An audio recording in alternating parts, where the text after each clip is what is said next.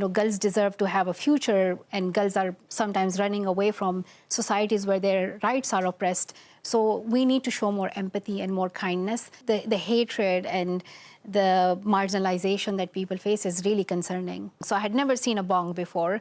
With friends, I thought, okay, how bad could it be? I felt that I was back in the coma where I was seeing the footage of the Taliban attacking me again and again. I had somehow internalized this message of being strong and brave, and I don't need all of this help. When my flashbacks got triggered by just one small incident of trying a bong for the first time, it just reminded me that this was an unaddressed part of my treatment.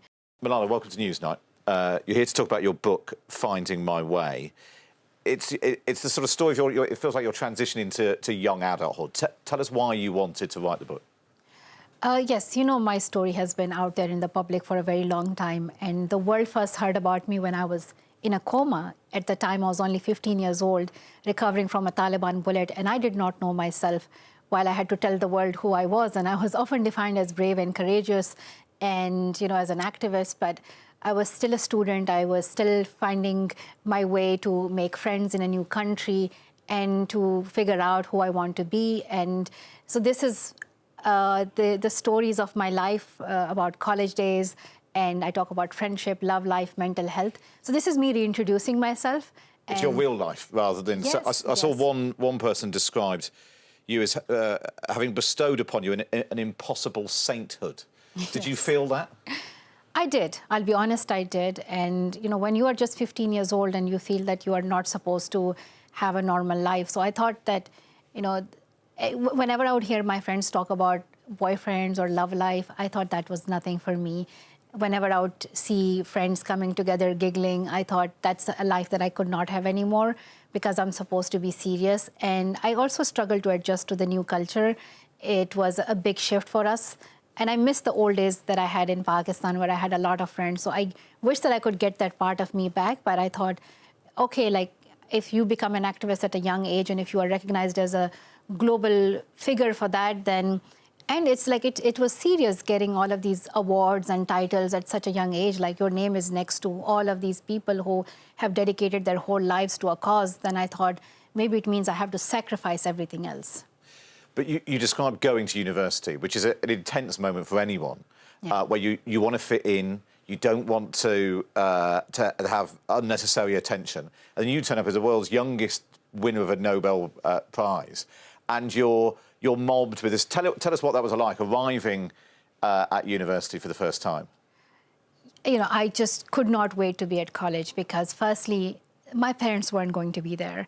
And I thought, this is wonderful. Nobody is, there's no surveillance, and you could decide your schedule and everything on your own terms. No work people around you. And I had one mission, that was to make as many friends as I could. So I signed up for all the clubs and societies, like Muslim society, Hindu society, Christian society, badminton, cricket, even rowing. I don't know what I was thinking, but I wanted to do that because I wanted to meet people. And I will say that I met the most amazing people there. I immediately connected with one friend in the Freshers Week, and we instantly became friends. And I remember us going to different stalls to sign up for different societies, and then I saw the Oxford Union banner, and there I was looking at the names and the photos of the previous speakers, and there was my photo there. So in that moment, I just wanted to vanish and disappear because I thought the friend I had just made is going to leave me now because she will think that I'm just too serious and too boring for her. But she was very supportive, and she helped me take some photos with some people who recognized me after seeing the photo. But we went back to our normal conversations about our next assignment and what were we going to have for dinner. And this is what I wanted. I wanted a normal college experience. And you talk about that a lot, and trying to have that normal student experience, try to fit in. And then, and this is an experience that lots of people have at that age, your experience with drugs. You write about that. Tell us what happened.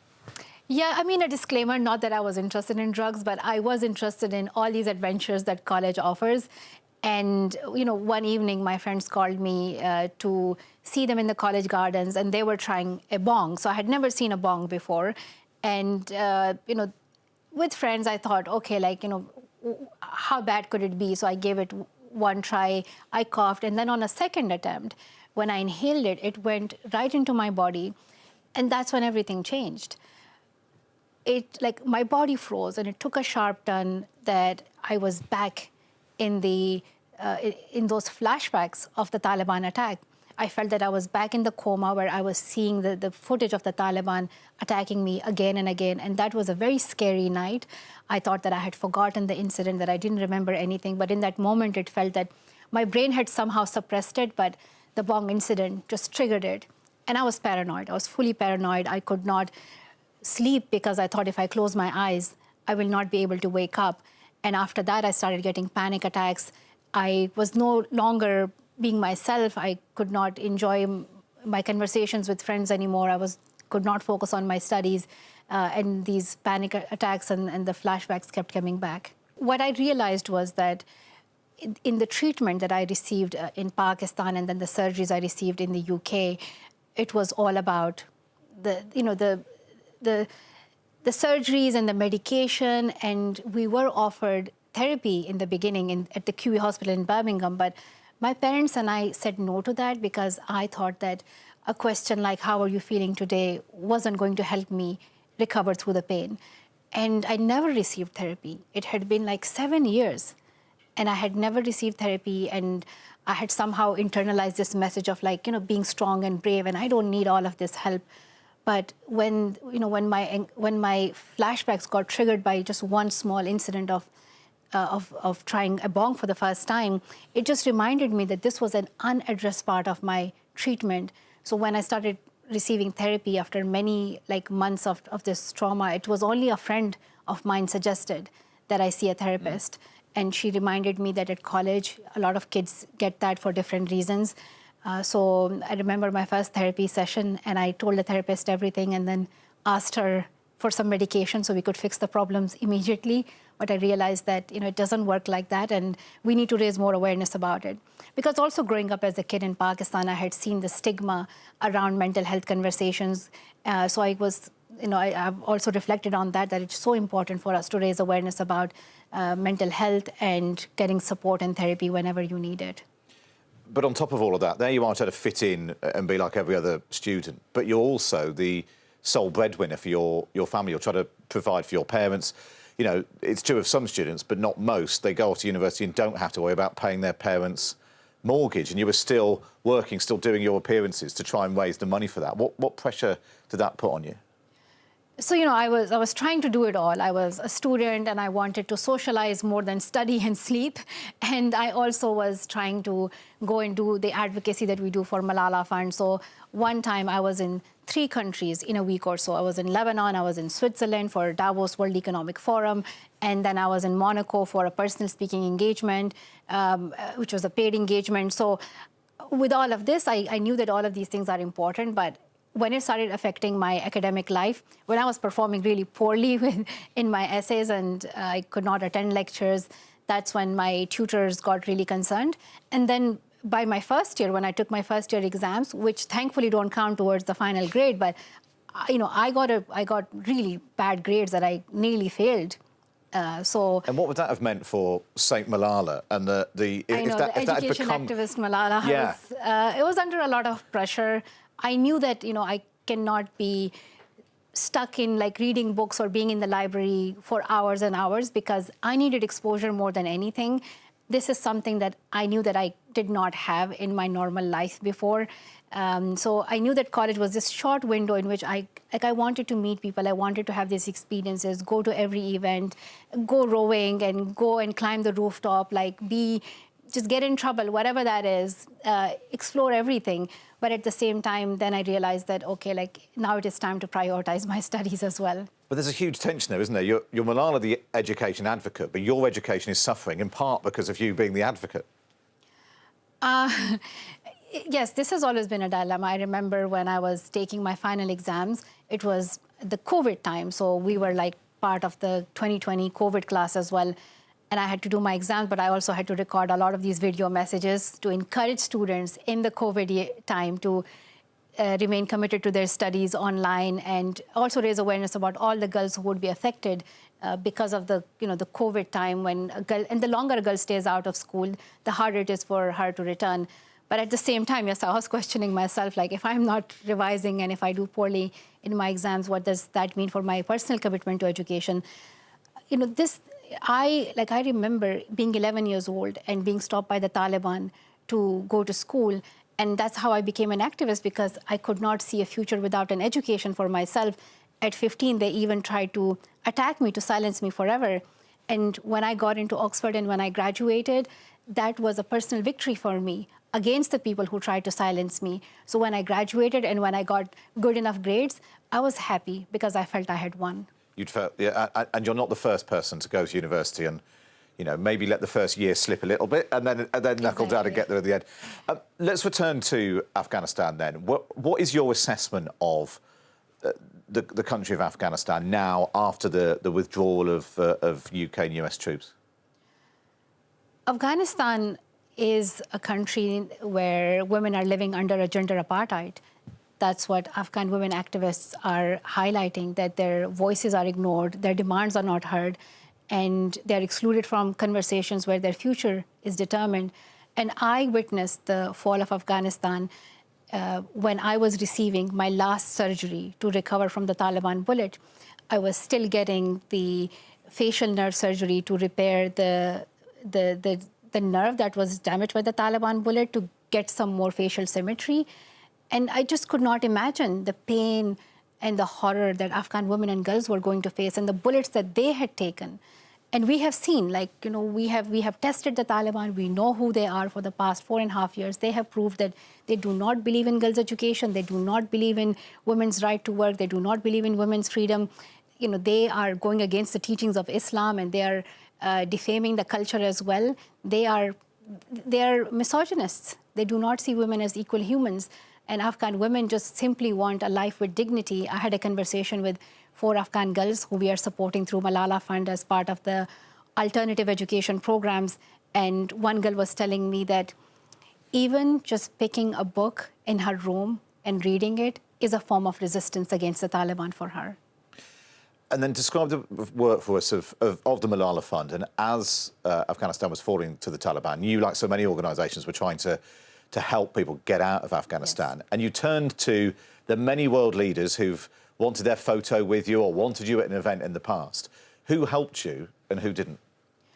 Unfortunately, a lot of the male world leaders did not respond. And it was really heartbreaking, because not just that, but just seeing that there is no global uproar against the Taliban, and people are just not understanding how terrible it is for girls and women there, that it just reminds me that it's so easy for people to come and support you when you have survived. And in my case, I felt that yes, because I survived and my story was called as a story of a brave girl, and I was receiving awards and handshakes and titles and photo opportunities. But when it came to the future of other girls who were in the same place as me, whose right to education was denied, then people looked away. And I hope that there is more awareness about it. Afghan women and girls need our solidarity and support. At the time of the evacuation, yes, there were more women leaders who stepped in to support, from Norway and to those in the US, Canada, and Qatar. But I hope that we see more solidarity for Afghan women. We support them in their campaign to hold the Taliban accountable, and girls should be allowed to be in school. Obviously, at that point, the British Prime Minister was Boris Johnson. Was he one of the male leaders who didn't help? We were trying to reach to all prime ministers and presidents' offices. What, you just didn't hear anything back? Basically, I did not hear from a lot of presidents and prime ministers, and I wished I had heard, and I wish there's still time. For me, it's about what can we do right now. I think Afghan women should be in the room where decisions about their future are made. They should not be excluded from any talks with the Taliban. Women's rights should be on top of the agenda, and there should be no compromise. It should be a non-negotiable condition that we protect the right to education for girls and the right to work for women. Do you feel that Afghanistan's been forgotten? What would you like to see Keir Starmer doing? I think it's really important for the UK government to interact with Afghan women activists. There are amazing Afghan women activists who are in exile, who are in the UK. They are calling the UK to recognize what's happening in Afghanistan as a gender apartheid, hold the Taliban accountable, do not normalize relations with them, and support the work that is happening in the country where Afghan women and girls are provided alternative education and other support that they need. At the same time, we need to think about the Afghan activists who are in exile, like the Afghan women's cricket team or the Afghan women's soccer team. We advocated to push FIFA and ICC to do more. ECB has also been active in this, and I appreciate that, but more needs to be done where we not just arrange friendly games for them, but we actually give them the recognition, because the Taliban do not allow girls to play. And the best way for us to resist the Taliban is to support Afghan women. Let them play, let them learn, support them in the work that they want to do. We've talked about how much you travel around the world, and clearly you came to the UK in the worst possible circumstances. Where for you now is home? Where do you feel at home? Home is everywhere for me now, and Pakistan has been home to me, and it doesn't matter if I have spent less time there or more time there and how I had to leave the country, but I feel so lucky that I have visited Pakistan many more times now. I have been to different cities, visited the school that we have built there, which gave me such great joy. And but home is now London, home is now Birmingham, where my family still lives, and home is my family, the friends, and the time I spend with my husband. It's everywhere. Yeah. I saw you went to see Oasis. You had a bucket hat on. Yes. You were singing along to, I think, Roll With It, which came out before you were even born. That suggests that you're now fully integrated into British life.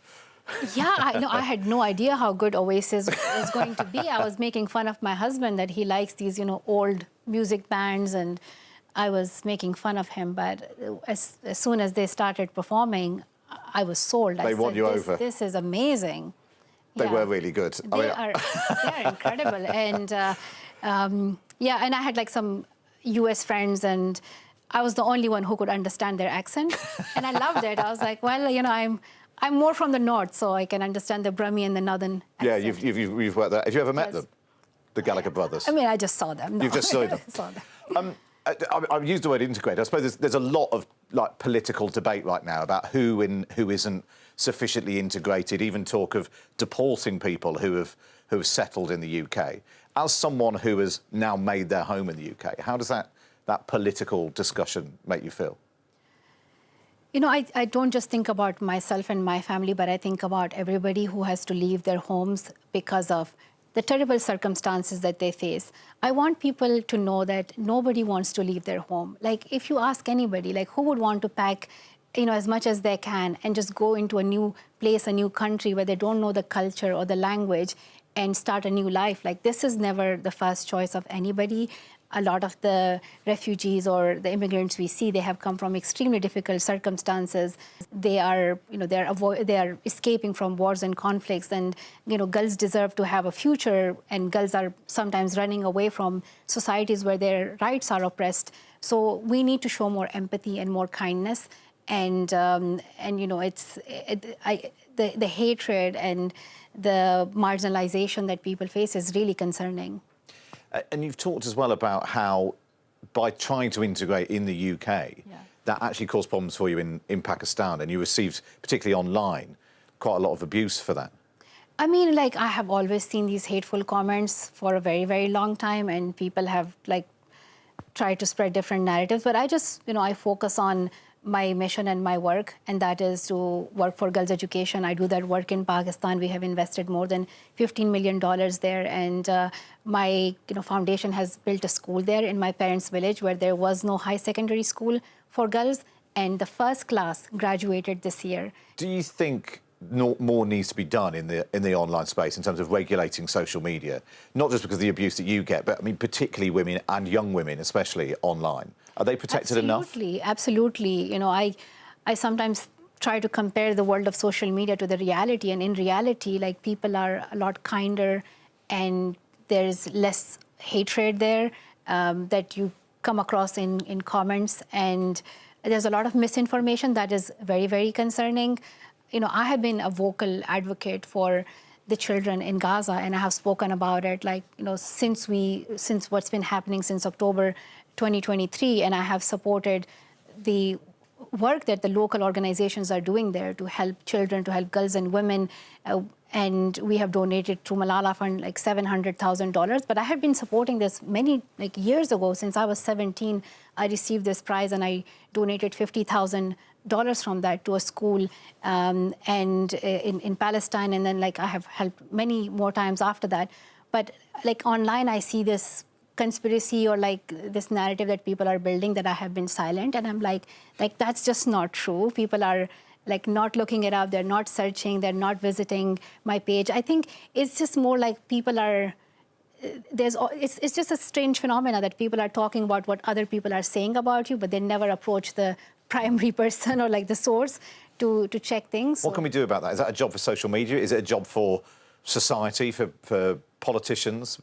How do we do something about this? Everyone approaching everything with bad faith, almost. Yeah, I wish I could fix it. I'll fix it right now, but I think it's the responsibility of all of us. We need to be more responsible users of social media, but I think in the end, it's really those who are setting the algorithm, who are setting these rules. They have a lot more on their shoulders, and so does the government. So I hope that there is, that we set the right environment where we are promoting the right values. So much of your book is about sort of navigating these sometimes quite strange institutions in the UK. Clearly, one of the big stories right now is Prince Andrew being stripped of his titles. Do you think the right thing has happened with Prince Andrew losing his title of Prince? So I have not been able to look at the news, but I think it's so important that we raise awareness about the violence that women face and the harassment and the abuse that women face. And if there is accountability, it sets this precedent that it's not acceptable and that it should never happen. And those who are violating these rules should be held accountable. Just finally, then, you mentioned all these clubs you joined at university. Did any of them stick? Have you got a new hobby now that you didn't have before? I am more active in sports now. Okay. And my husband, he comes from the cricket world. So I'm trying golf and cricket. Or anything. What's your strength? Batting or bowling? Cricket, that's still in progress. But I'm really good at golf, and people always talk about my golf swing, yes. What's your handicap? I'm not there yet. Oh. Yes. Was there a club that you went to and you just thought, this just really isn't for me? Yeah, many. Which is the one in particular was just a disaster? Rowing. Rowing? Rowing, yes. Firstly, because you have to be up early in the morning. Secondly, you need to know how to swim in case anything happens and you need to save your life. I couldn't do both, so I skipped rowing. You skipped rowing. That probably makes sense. Malala, really good to see you. Thank you for joining us on Newsnight. Thank you so much. Thank you.